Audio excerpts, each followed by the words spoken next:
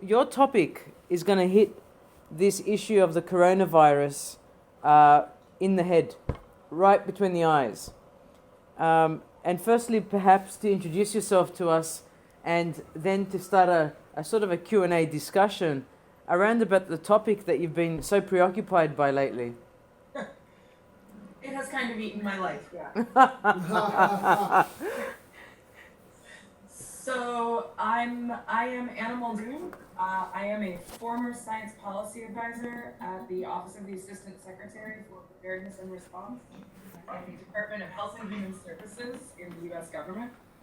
And I am currently a graduate student at ASU, finally getting around to doing a PhD, which I'm focusing on infectious disease and social medicine.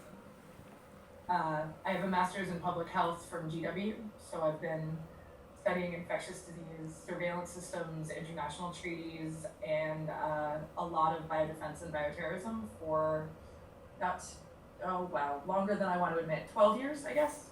And before that, I did a bunch of work on evaluating grant structures for delivery of HIV/AIDS services, mostly looking at Africa and South America, and focused on marginalized populations of a variety of kinds. So I'm your infectious disease and tech and crisis communications person for the day. I think we need you. We need you. We need you desperately. Desperately, especially here in Washington, D.C. Yeah. Now, we've been having some interesting discussions the last 2 weeks especially. I thought this program could not go ahead without you in terms of finalizing it. Actually, not long ago, a few days ago, I gave you the tap on the shoulder and thought, Anna, you need to speak to us because we're seeing some very interesting behaviors. Eusebia has just flown in from France. I've flown in from Arizona. The suggestion was not to, but tell us what tech is doing to this coronavirus news.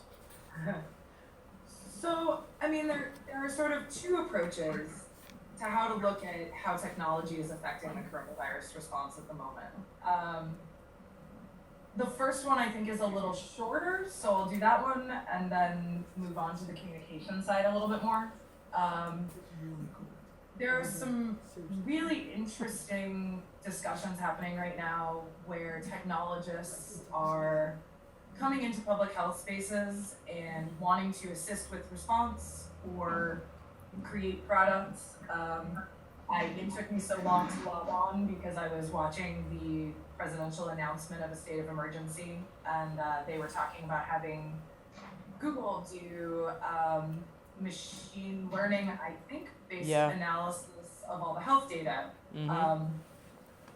Google immediately came out and said, we're not done, it's not ready to go. But there was no discussion of privacy, ethics, bioethics, patient concerns. So all the bioethicists are sort of screaming internally and trying hard not to hide under the table. But there have been a lot of initiatives like that, some of which might be useful, but others of which seem to have the stereotypical Silicon Valley problem of reinventing the wheel without any of the lessons we've learned over almost 200 years of public health work. So that's one strain. And then the other piece that's happening is the extent to which this is really kind of the first major social media driven news cycle around an outbreak, and for the United States. So there was a little spurt around Ebola and a bit around Zika, but not like this. This is really the first time that an outbreak in the US, and some of my colleagues abroad are saying also in a variety of countries, where people have really seen the process of an outbreak investigation in real time. And they don't like it. Outbreak investigations are messy, and we never know what we want to know when we want to know it. And it's been an interesting experience watching how technologically mediated communication that is all public has affected the ways that people respond to the outbreak and the ways that we as public health professionals have to kind of relearn our communication skills and adapt frameworks we were trained in for this space. So that's sort of the first view we said, right? Which is wonderful. It's a very concise response for what we're seeing happen before us. What's another angle to look at this from? I mean, I have been spending quite a bit of time right now tracing misinformation spreading through social media. And it has been kind of fascinating. There are a lot of frameworks that we use to talk about in-person transmission of panic during outbreaks. But in fact, those chains usually get broken pretty quickly. That is not true on social media, obviously. And this round, we're seeing some really interesting patterns in that while we have some identified intentional disinformation, there's very little. It's mostly what you would consider, rumor. The same things that would happen in any community, right? Everyone's talking to each other and things spin out of control and something gets exaggerated. But it's very different from what we normally see in health spaces in terms of the speed of misinformation and the level of panic it causes. So that's, I think, one of the more interesting takes on how this has all been moving forward in media influence spaces, that we're not really sure what we think yet. None of the people I work with have really figured out what we think about how that's all going. How are people communicating on social media? Are they microblogging short messages? Are health organizations or agencies using the microblogging platform to communicate things about the virus? How is it being done? Interesting. Well, I will tell you that for those of you who are in New Zealand and Australia, your official sources are doing a much better job of using social media, which isn't that surprising, honestly. In the US, official sources are attempting to get information out on social media. We have reversed trends that had existed up until quite recently, and federal sources are being incredibly slow to get information out through press conferences and in their normal documents and listservs. And so local and state federal public health departments are taking over communication and having to rapidly figure out how to do this. Watching the learning curve has been fascinating. And they're getting better really fast. But interestingly, a lot of what's been happening is communities of public health professionals, whether they be virologists, epidemiologists, people like me who kind of sit in a couple of different camps at once. I'm kind of a public health historian as well as a former Fed and response expert and policy wonk. We've established some pretty rapid networks to share information online and to do detailed analysis of information as preprints come out on bioRxiv or medRxiv, because a lot of the preprints have not been very good, and so that became a crucial tactic in making sure people got real information. So I think in some ways this outbreak is showing us ways to connect academic and expert communities of a variety of kinds with the public in ways that we hadn't really thought of doing this way before. We have a little Slack channel where we talk about what's working and what's not, and then kind of deploy ourselves in a variety of places to try to make sure the right information is getting out. But it's actually been interesting to realize it's mostly non-governmental in the US because our government is having some difficulties, to put it mildly. Yeah. So I see the communication. We've seen this kind of unidirectional communication since SARS, since Avian in the early 2000s, and then 2005-06. We're now starting to see the development and the rapid development of apps to self-disclose or provide a feedback mechanism back to the health organization or to an NGO. What are you seeing on that front, Anna, with regards to coronavirus? So in Asia in particular, there have been some really successful use of apps where people self-identify.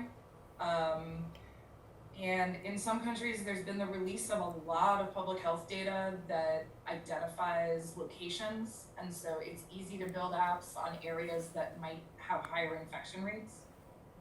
The US does not release data at that granularity and will not, because it's 100% a violation of all of our public health laws and our data privacy laws around medical stuff. So that won't be happening here.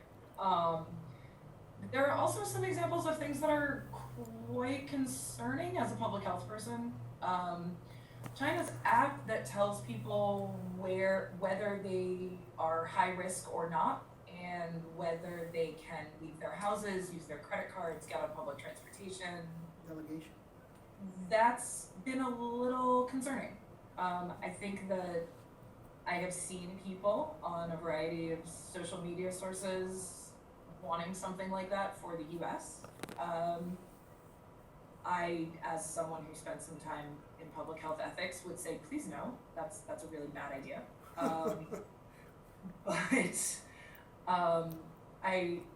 I think that the ways people have used smartphones as identifiers in this have been interesting, given that, I don't know, I was fed for a very long time. If I was gonna go to a protest or something, I left my phone at home. So I'm not entirely sure that phones are the best method if we're gonna do this, but they're doing it. There have also been some reports of people being notified through geofencing data that they have been in a place where someone who had COVID-19 was. Those articles have had very little discussion of who got that data and how, which again makes the public health people very nervous. Our field functions on trust, so if people start to think that we are part of a total surveillance state, that would not be great for our future function.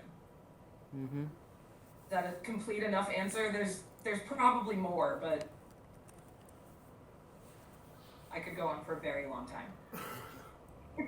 I think on the app front, it's fascinating. We're seeing this in all forms of sustainability. E.g., we had a visit in Australia to Wollongong University by a water group, okay, and they were toying with the idea of using the smartphones to give people the ability to either take a photo of the water quality coming out of their tap, particularly, or to rate it, so this self-assessment process. So you say, today my water is clean, I can see it's clear, or it's actually turning sort of a different color to white or clear, forgive me, or it's black, it's sludge, right? It's coming out in pieces. And depending on the lake, a lot of the water supplies in Nanjing, for instance, are lake-based, but people were being asked to self-assess the water coming out of their tap, like how I'm feeling. It's almost like another manifestation of self-assessment. But the speed of data sharing, and you alluded to this this notion, or if I could call it, what happens after a disaster or an emergency. It's like a psychological crisis. I remember mapping that and presenting that to a class post-September 11, almost 2 decades ago now, and just showing this curve of recovery of people. This is really different because of the sporadic nature of communications. I'm not sure what kinds of curves you've seen on people's response. I haven't seen much tracking people's response yet. We actually have some really interesting data from past both natural disasters and outbreaks showing that people do in fact tend to pull together and support each other once they're over the initial shock. Mm-hmm. Now, the ways that some of the messaging around this has gone, some of us are a little nervous that that's going to happen a bit less. We'll see. I think it will probably continue to happen, as it has in the past. I'm sitting in my mother's house in New Jersey at the moment, and during Sandy, everyone pulled together and got through it. During H1N1, people put a lot of effort into protecting the elderly people in our community. I think that you will continue to see a lot of that. I would say it's going to be 6 months before we have really good studies about how people are reacting. Because it's hard to tell if things like, buying enough toilet paper to build a fort are actually, people thinking they need that much toilet paper, or responding to media reports that you're not going to be able to get toilet paper because people are buying 4,000 rolls of toilet paper. So, it's a little hard to predict how it's going to go yet. I think that I would say people are going to be completely freaked out for a little while. And eventually they will get to the point of, oh, okay, I understand how quarantine works. I understand how social distancing works, right? And calm down a little bit. Yeah. My older relatives are not as freaked out as a lot of my younger friends because they've been through quarantines before. They've seen disease quarantines before. They've been told they need to stay home because of a disease before. And so they're a little chiller about it. They're worried. But I think that there are going to be some interesting studies looking at the emotional language on social media and in media itself over time. And hopefully on social media we can do some of those broken down by age bracket. Because I think it would be really interesting to see how different the age-based responses are and people who've lived through disease outbreaks before and who hasn't.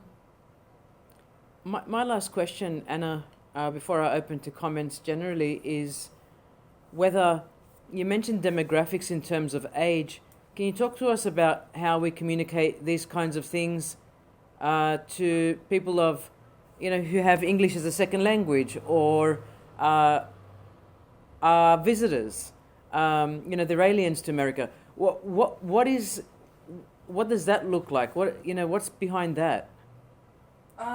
So a lot of the epi groups that have self-organized on Twitter are intensely hunting multilingual epidemiologists and science writers who can translate to make sure that tweets are available in multiple languages. It's the US, so Spanish is obviously the most crucial.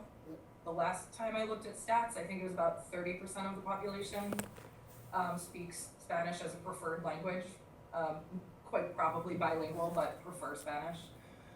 So a lot of states are putting things out in multiple languages. I know New Jersey is, because New Jersey has a massive Spanish-speaking population. A lot of people on Twitter are putting a lot of effort into trying to get things translated so that communication is going out in multiple languages, but my honest answer is it's a gap.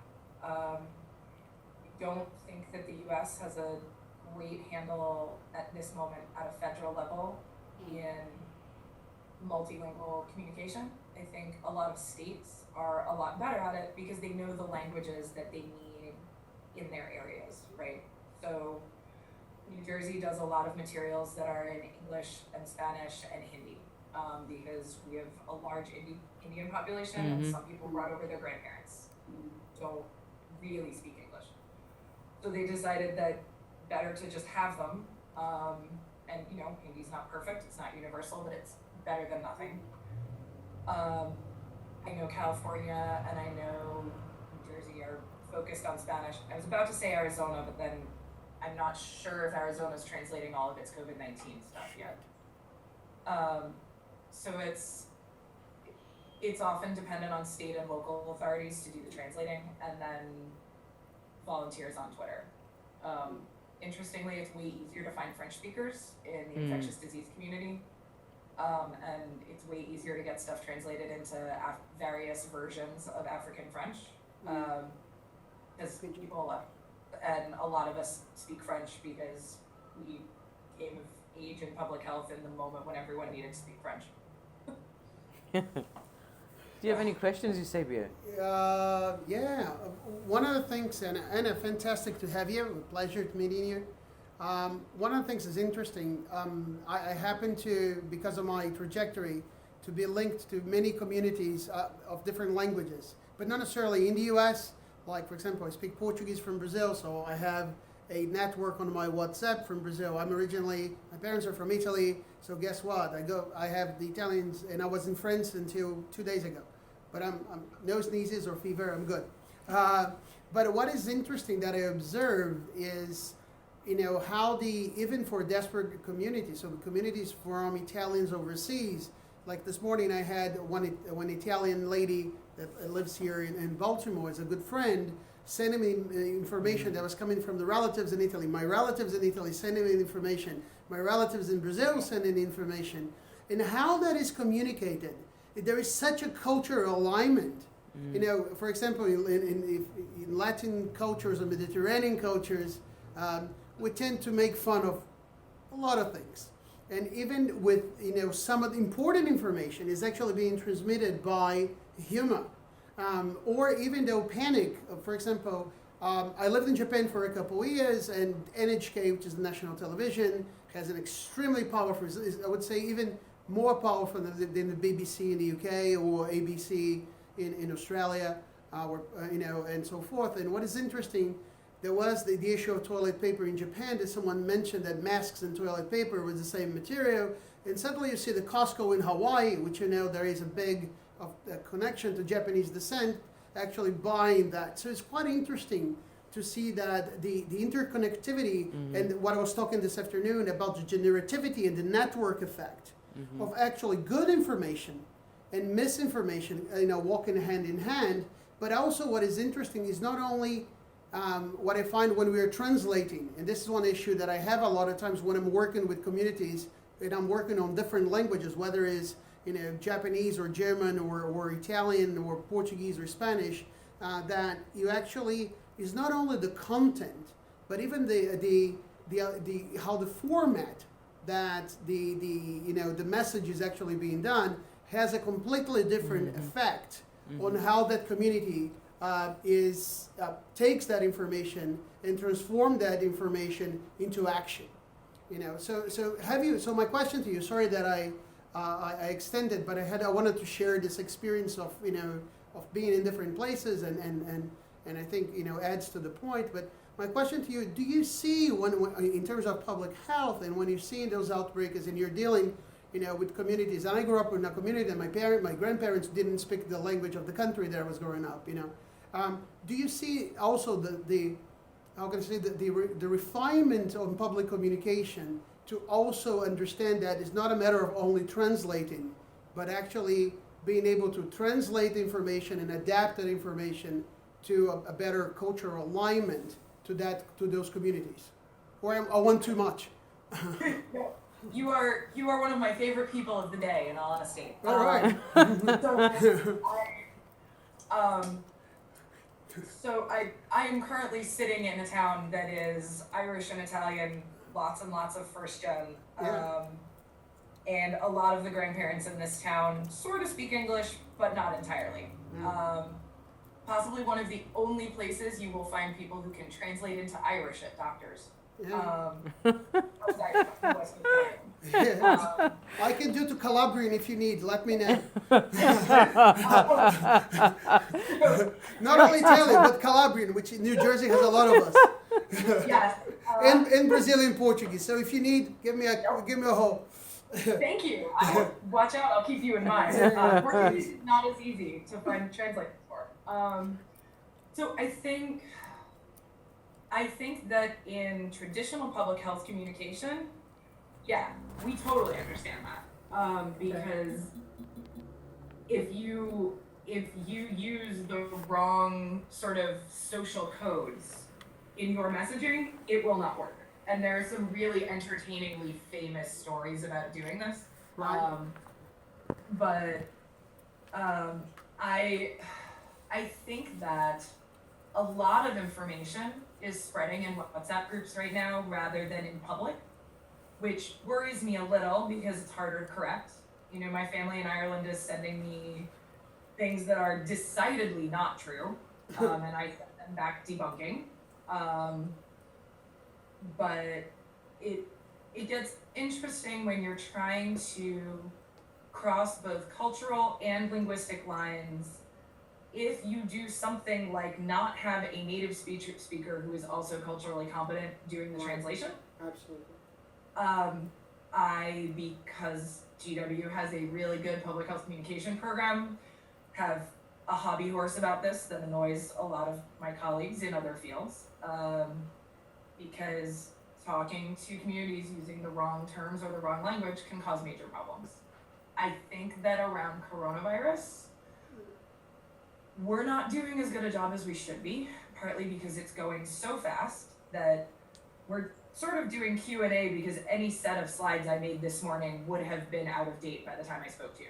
Yeah. Absolutely. Well, I decided to just go with, nope, we're not doing slides, I give up. And a lot of us are now doing talks and interviews without graphics or slides because everything's changing so fast. It's wrong by the time you use it. So I think that if we can get scientists involved in the large WhatsApp groups, and I know there are some really big ones for Ireland, Yeah. there are also some really big ones in New York around the Jewish communities because of the measles outbreak. People took communication private, which I think was a very good idea since that's the other half of my family. And those groups in particular, because of the yeshivas closing, have been really worried that they're going to get labeled plague carriers again, and so are doing a lot of communication out of public view. And a couple of my friends who are scientists finally got their parents to put them in there so that they could try to help. What's fascinating is that those groups are actually multilingual by nature, Right. which is fun. So, because the New York Jewish community is a lot of World War II families, so we speak all the languages, and conversations happen in whatever language someone feels like speaking, and someone else speaks it, and it all works. Not really sure how it works. Come to my house. My mother does dinner parties where we all speak in whatever language we're most comfortable in, and somehow we have conversations. I'm not sure how that goes, but it does. It's fine. So I think that the WhatsApp groups are a particular issue that I think about. I don't have a solution other than when people get invited to them, trying to make sure that there are scientists and doctors in them. I think one of the things that I'm finding fascinating right now in terms of cultural transmission in some ways. Right. There is a fantastic video that came out of Italy last night, I think, that is of people in quarantine singing as a group out their windows. I already seen that. My cousin sent me. So Yeah, I know. I'll confess that I absolutely started bawling when I watched it. Yeah. It seems exactly like how Ireland would respond as well. Yeah. But I think that things like that in some ways are a very culturally specific response. Yeah. That video has gotten really interesting responses in the US Right. in terms of people saying like, this is how we should be responding, right? We need to stop freaking out and like, this is what we should be doing. Like, this is how we need to learn to be as a culture to get through this. So that's going to be a really interesting thing as this goes on. Is a different kind of cross-cultural communication that I'm not sure what's going to happen with it yet, honestly, because I only started thinking about it, this morning. I was watching comments go by on that video. But I think that's going to be another sort of point of translation that's going to be really fascinating. And I think one of the elements here is that the paradox nature of the digital ecosystem, and especially access to information through smartphones, that the same way that we can use this ecosystem and the affordances of media devices, because I see phones, watches, whatever as a media device instead of a computing device, is that the same way that it can create amazing good by delivering, let's say, information that is actually helpful, it can create at the same time amazing harm by delivering information that is it's actually incorrect and actually can create a sentiment in the community. However, what is also is interesting within those communities that perhaps you can shed some light here is if information comes from a cousin or it comes from a friend versus coming from a government entity, that trust and mistrust on family or trust and mistrust on civic society and trust and mistrust on governmental agencies is very interesting. That also varies. So not only the form and the content, but also understanding the network effect of actually the intrinsic elements of actually how that message arrives to us. So that's another. Do you have any thoughts on that? And it's like if I receive from somebody that is seeing, there's a Japanese word is very good, erai. Erai means when you're kind of the big kahuna or something. It's like if I receive from this person, that automatically validates independent of what is the source, right? Absolutely. So I will not repeat the masses of good research out there on loss of faith and trust in institutions, Right. particularly in the US, sort of globally in many places, not everywhere, but decidedly in the US. So our institutional trust is probably at an all-time low, which is, well, not where you want to be during an outbreak at all. One of the things that we've found really fascinating in this little group of professionals on Twitter I'm working with is that the more human we are, the more people seem to listen to us. Right. And I think actually that is that family effect, right? That while yes, we speak as experts in our variety of fields, right? I'm not going to speak to you about virology. I'm not an expert. I call Angie and Angie will respond, right? Right. We pass off even in social media because it's important to do that. But I think that one of the reasons it's successful is because we have focused on giving information and humanity at the same time. Right. And I think that is hooking into exactly those human responses about who is trustworthy, who counts.